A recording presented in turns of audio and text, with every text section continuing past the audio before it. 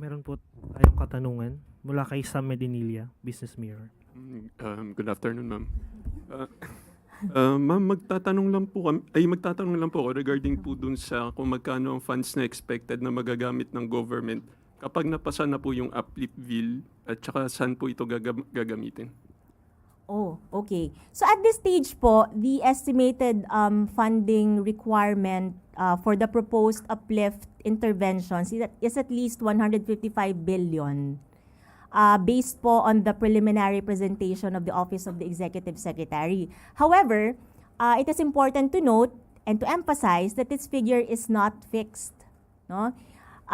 In public financial management terms, this remains a dynamic and evolving funding envelope as the final amount will depend on how much yung participating agencies can realign, repurpose, or defer from their existing appropriations in order to support targeted interventions addressing the Middle East crisis. So in other words, we are not looking at entirely new spending, but rather a strategic reprioritization within the current fiscal space consistent with prudent fiscal management and in line with our whole of government efforts. So further refinements po to the funding requirement are expected as agencies finalize po their respective proposals, as also reflected in the discussions and materials po presented by the Department of Economy, Planning and Development during the recent interagency briefing. I-clarify ko lang, ma'am. Bale, yung kailangan po ng government na funding is 155 billion. Yun po yung estimated funding requirement based dun sa preliminary presentation by the Office of the Executive Secretary. But again, hindi po yun fixed kasi magbabago siya depende pa rin dun sa sa mga i-identify ng mga implementing agencies. Opo, ma'am. During po yung sa uplift meeting po earlier this week, may na-propose po na parang bill na will allow the government to access yung mga savings from previous years. Tsaka yung parang yung 2-year rule, parang magkakaroon ng flexibility. Magkano po yung funds na expected na matatap ng government kapag napasa yung proposed bill na yun? Again, depende pa rin po kasi doon sa mga, right now wala pa po kaming data, accurate data tungkol dyan kasi po, it's really up to the agencies kung ano, para ma-identify kung ano yung mga projects na kaya nilang i-give up o hindi nila ipa-prioritize doon sa period na involved. So once they finalize, syempre may mga corresponding data yan and figures, tsaka lang po nila ipapasa yan sa DBM for consideration. And then tsaka lang po namin kayo mabibigyan ng updated data. It's really up to the agencies po. Tanong ko na lang, ma'am, kung kailan yung parang deadline for that submission ng mga funding requirements para mag-adjust yung 155 billion.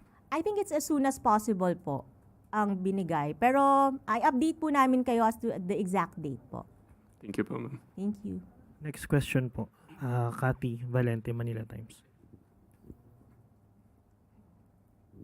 Follow up lang dun sa uplift bill, anong mangyayari daw? Ano po mangyayari sa budget kung matapos po itong war sa Middle East? So saan po mapupunta yung possible budget kung susobra man?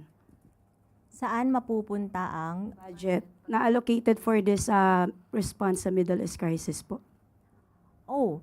Dun po sa mga dun po sa kung saan talaga rin sila nakalaan. Kasi 'di ba sa GAA, naman yan identified yung mga items kung para sila saan sila gagamitin. So kapag hindi siya magamit, may matira, tuloy-tuloy pa rin po na doon siya i-allocate kung saan talaga siya naka-allocate.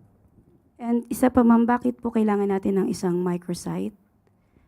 Because at this time where fake news is prevalent, we really want the people to have a single source of truth when it comes to information regarding the Middle East crisis. So ang dami po kasing kumakalat na mga maling impormasyon, may mga kumakalat na balita, walang ginagawa gobyerno, which is not true at all. Kaya po gusto naming makita nila, under po the directive of our President, makita nila kung ano ba talaga yung ginagawa ng gobyerno para sa kanila Dahil po lahat naman ng mga programa, proyekto, yung mga ayuda, mga tulong, lahat naman po yan sila ang true beneficiary. At para na rin po maiwasan na maligaw ng landas dahil po dun sa mga fake news na kumakalat nga. Ay, ma'am, hanggang kailan po itong microsite and magkano po yung inallocate nating budget and paano masusustain? Magagamit pa ba to after the Middle East crisis? Yung microsite po,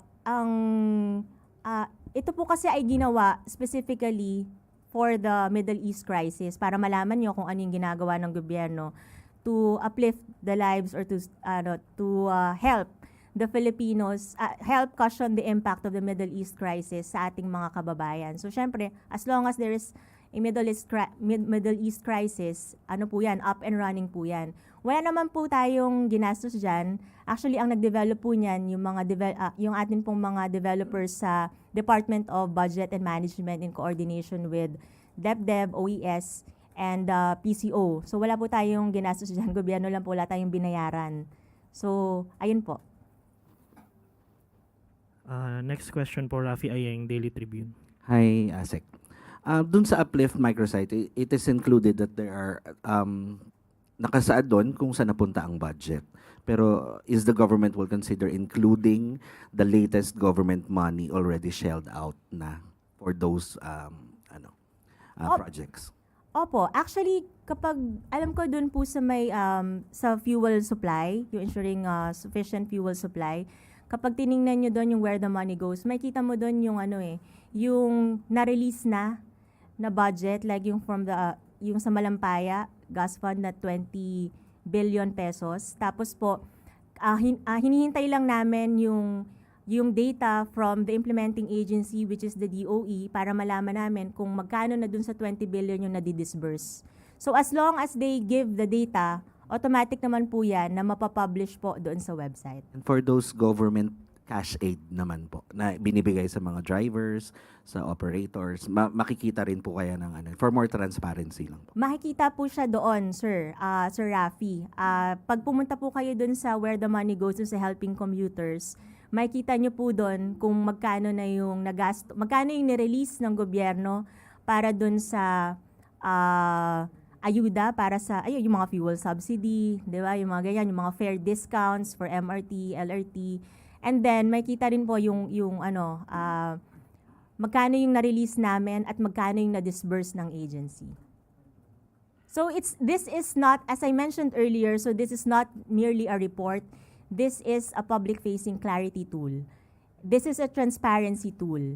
Para makita nyo na we are open, we are transparent, and we are ready to face accountability. Next question po, Harley Valbuena, IBC 13.